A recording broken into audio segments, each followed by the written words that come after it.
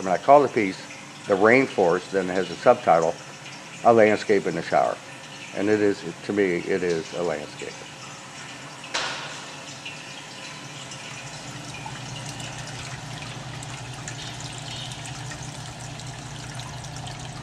There are goldfish, there are transitory crickets, they come and go. There are tree frogs, grazed tree frogs. There are 2 birds, there are zebra finches. Let's see, there's a water turtle, it's called a pond turtle or musk turtle, and there's a Florida box turtle, and iguanas. I think that's everybody.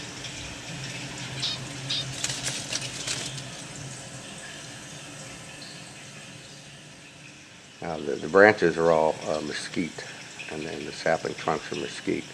But the plants themselves and the ferns and such, they're all either silk or plastic.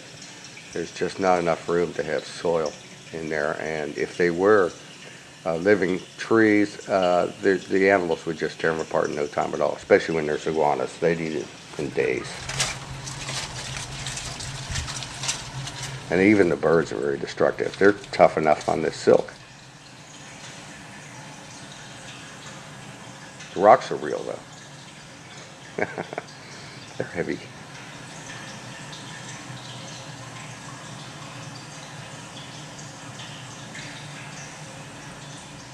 I had to test the rock formations that I tried out in there with the turtles to make sure they could climb up. So that little turtle staircase is actually designed for the turtles, and the shelf that sticks out so they can get out over the water, because he's not real good at walking down the staircase, and he needs a clear area where he's not going to hit a rock when he falls in the water, that one turtle.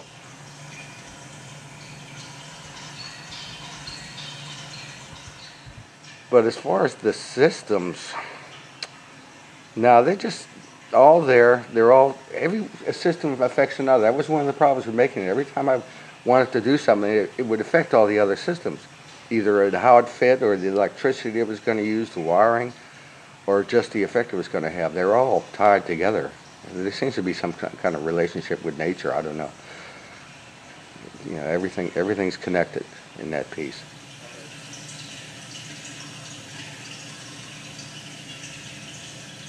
The thing is, I really like seeing the mechanics, all the stuff that runs it.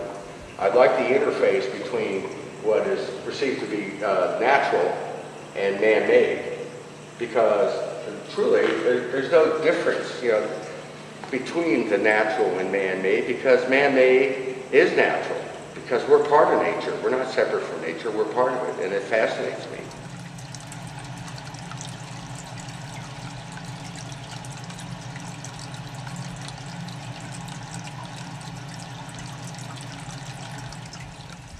The morning starts out with sunrise, and the main lights that simulate the sun come on. The fans come on, so there's a little bit of breeze going on there. The animals wake up. Then in the afternoon, it goes through a rainstorm 5 days a week. 2 days it doesn't rain. They let it dry out. So it goes through a pretty good rainstorm. The lights dim, the rain starts up on the right side, and there's thunder and lightning, and the birds go hide up in the tree where they don't get wet. Sometimes the frogs will move around. Then that tapers off, the brighter lights come back on, and then it goes towards evening where the lights start dimming again, and it goes through a sunset. And then the blue light that simulates the moon comes on.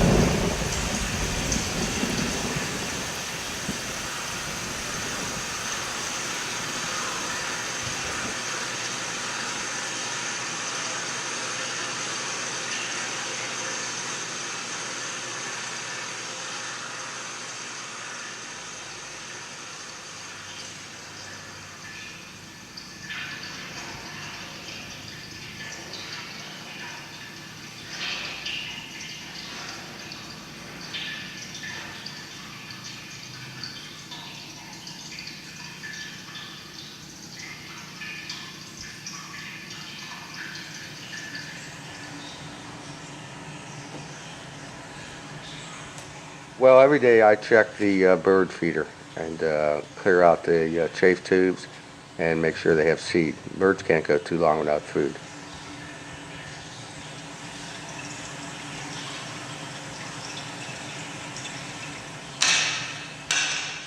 Other than that, I feed the turtles about every 3 days, and the frogs, I give them crickets, hence the transitory crickets. Once a week, I'll give them anywhere from 50 to 100 crickets, depending on how many frogs I'm seeing. There should be 10 frogs in there, but one never knows. Usually I only see 3 or 4 at a time.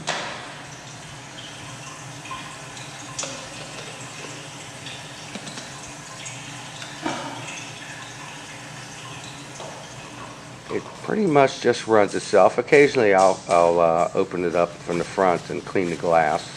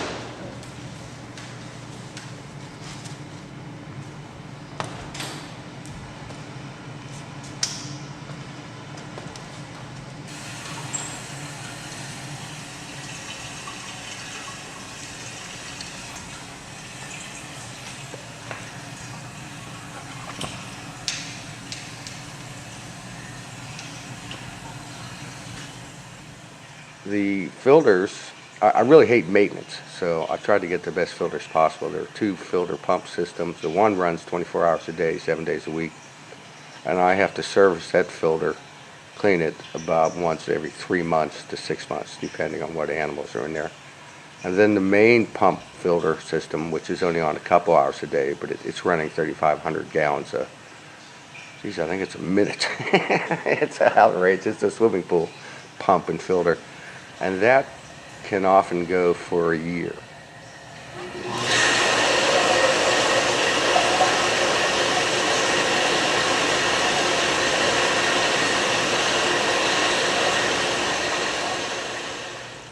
So about once a week I put in 5 to 6 gallons.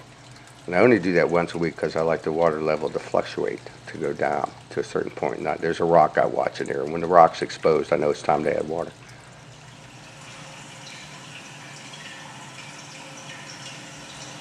When I lived in Pennsylvania, I used to have woodland. I had 5 acres of woods that had a half-acre pond and it had a stream on it. I really loved the environment, and I would see deer there and birds and everything else. And my plan at the time was to build a studio on that property and just have this wonderful studio in the woods front by the pond and the stream. But when I went to California, I had to sell that property to survive, to live. And I really didn't feel I could follow my career as an artist in the woods in Pennsylvania.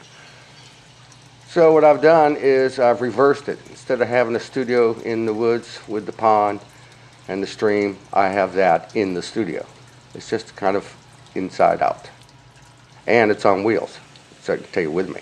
Then all the wires and cables and things all disconnect. And I mean it to travel. It's a traveling piece.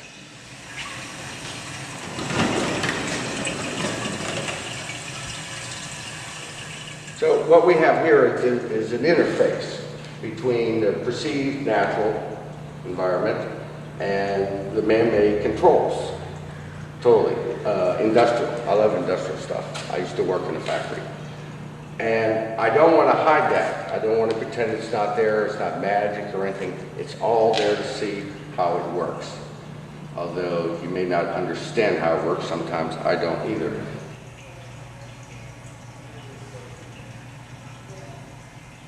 And I like the industrial aesthetic. I like everything in here works as far as follows function. However, having been a painter, I'm interested in color. So these blue boxes match the blue filter over there because I had a choice. I had a choice for the filter, and I wanted to stay with the blue. And I've changed out valves because the valve stems were the wrong color. The wiring, I really got into the wiring. You know, it's like, this thing's like a body of work.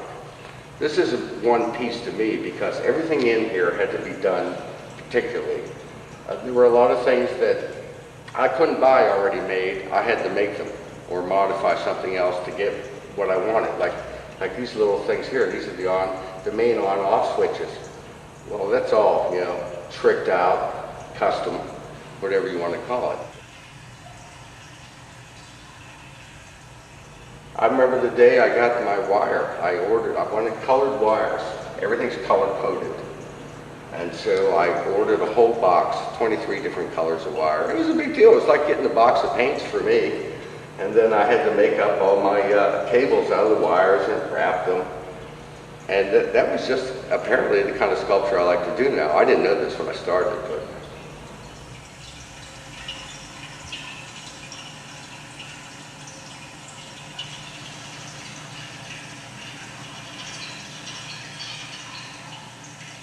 well, I didn't build this for the animals.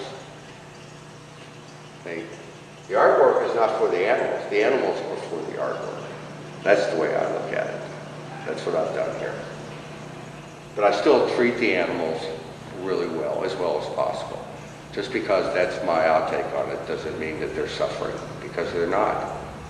I mean, that is, besides the fact that it rains in here, it is extremely humid in here and they love it. That's the kind of environment they like, that they're not going to get in a terrarium, or terrariums, or a cage. They get it in here. So that works pretty good. But yeah, it wasn't, I tried different frogs in here to find the right species or subspecies that'll really work, that'll do what I want for the artwork. To be generally visible, at least a couple of them. I mean, the other night I saw 6 of them, so I know there's at least 6. And they make a beautiful sound. They do a trill. I like that a lot. I've had other frogs in here that didn't make any sound, and you'd never see them except late at night. Well, that was no good for the artwork. It was good for the frogs, but not for the artwork, and I was going for the artwork. And the birds are a real pain. They're always ripping on the leaves and things, even though they're so small, and they make a mess. But the thing is, they fill this area here with movement. And the movement is a big part of the art. See, the birds are moving here, the fish are moving down there, the turtles generally in this area, the frogs go across, and the iguanas just go all over the place. And so these movements, I see them all aesthetically, these movements of life. And that's what I'm interested in.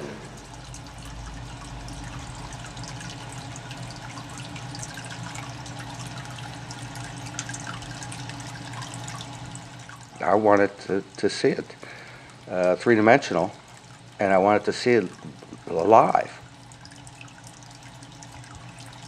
You know, it's just really neat to live with. It's a nice piece to have. That's why I built it. I built it because I thought, God, I'd really like to see this. And the only way I was going to see it is if I build it.